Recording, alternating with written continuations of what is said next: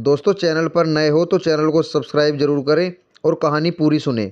नई बहू की समझदारी। मोहनदास जी की कोई सरकारी जॉब तो नहीं थी, लेकिन गांव में जो पुश्तैनी ज़मीन थी उसी में खेती बाड़ी करके अपने परिवार को पाला और खूब मेहनत करके अपने दोनों बच्चों को उच्च शिक्षा दिलवाई। और आज उन्हीं के बदौलत दोनों बच्चे उच्च सरकारी पदों पर थे। उनके बड़े बेटे का नाम रमेश था और छोटे का नाम था सुरेश। सरकारी नौकरी लगने के कारण उनकी शादी भी बहुत जल्दी अच्छे घरों में संपन्न हो जाती है।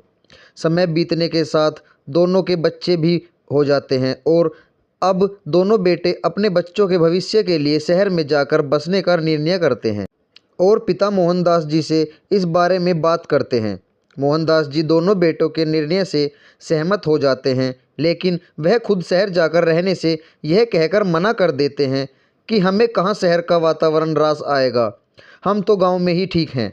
दोनों बेटे पिताजी के फैसले पर सहमत हो जाते हैं और उनको हर महीने खर्चा भेजने की बात कहकर स्वयं अपने परिवार के साथ शहर में बस जाते हैं।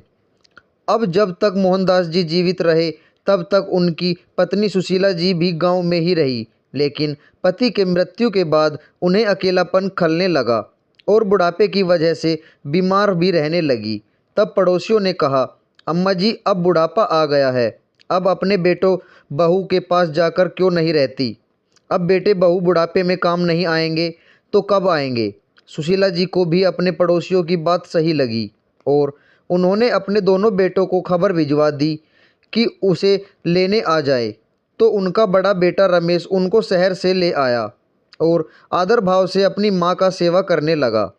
लेकिन रमेश जी की पत्नी रमा को अपनी सास का यहाँ आना बिल्कुल पसंद नहीं आया, क्योंकि अब उसकी आज़ादी में खल जो पड़ने लगा था।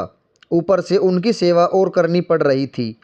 उन्हें समय पर दवाइयाँ देना, डॉक्टर को दिखाना और नित्यक्रम। सुशीला की भी थोड़ी इच्छा होती कि उनकी बहू थोड़ी देर उनके पास बैठे, उनसे बातें करे, लेकिन रमेश की पत्नी रमा को यह बात कहाँ रास आने वाली थी।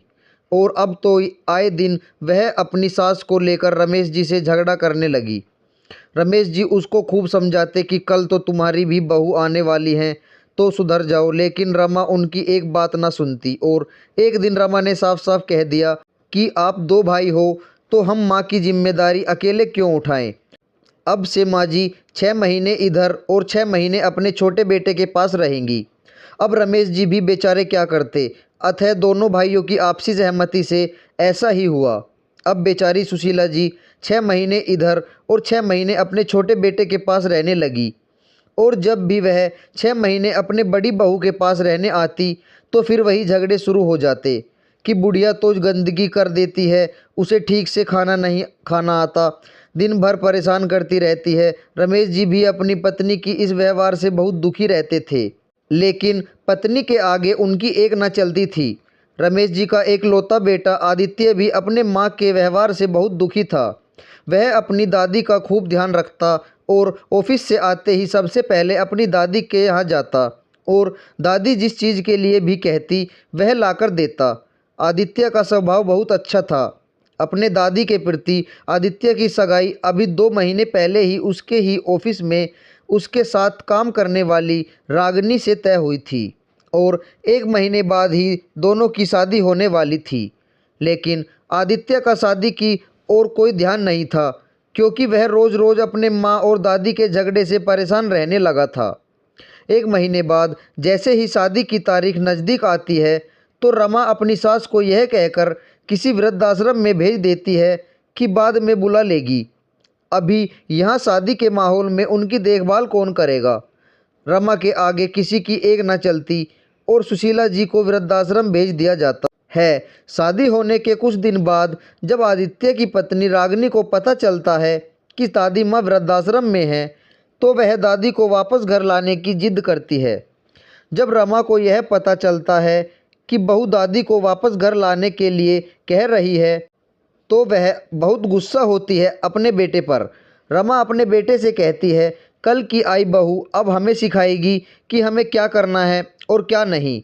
यह बात सुनकर रागिनी को बहुत गुस्सा आ जाता है और वह बड़े ही शांत स्वर में अपने सास से कहती है, माँ जी आपके सास के तो 2 बेटे हैं, इसीलिए 6 महीने इधर और 6 महीने अपने दूसरे बेटे के पास रहती हैं और आखिर में आपने उन्हें वृद्धाश्रम भेज दिया।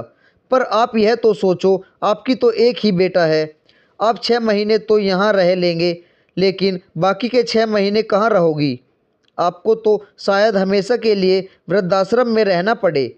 बहू की यह बात सुनकर रमा देवी एकदम से अवाक सी रह गई। अब एक शब्द भी उनके मुंह से बाहर नहीं निकल रहा था। पास खड़े रमेश जी मंद मंद मुस्कुरा रहे थे कि जो बात मैं इतने दिनों से अपनी पत्नी को समझाने की कोशिश कर रहा हूँ, वह बात तो मेरी नई बहू ने आते ही समझा दी। दूसरे दिन ही आदित्य दादी को वृद्धाश्रम से लेकर आया और दादी जैसे ही गाड़ी से नीचे उतरी तो रमा दादी के पास जाकर रोने लगी और अपने किए पर माफ़ी मांगने लगी। तब सुशीला जी ने कहा, अरे बहू, तुम्हें अपने किए का पछतावा है, यही तुम्हारी माफ़ी है। यह कहकर सुशीला जी ने अपनी बहू रमा को गले लगा लिया और अपने पोते के बहू रागनी के सर पर हाथ रखकर कहा कि तू सच में किसी बड़े बड़े घराने की लक्ष्मी है, जो तुम्हारे माँ बाप ने तुम्हें इतने अच्छे संस्कार दिए हैं कि तूने आज अपनी समझदारी से मेरी बहू का मन भी बदल दिया। यह कहकर सुशीला जी ने रागनी को गले लगा लिया। तभी आदित्य हंसता हुआ कहता है, अरे दादी, आप मुझे तो भूल ही गई।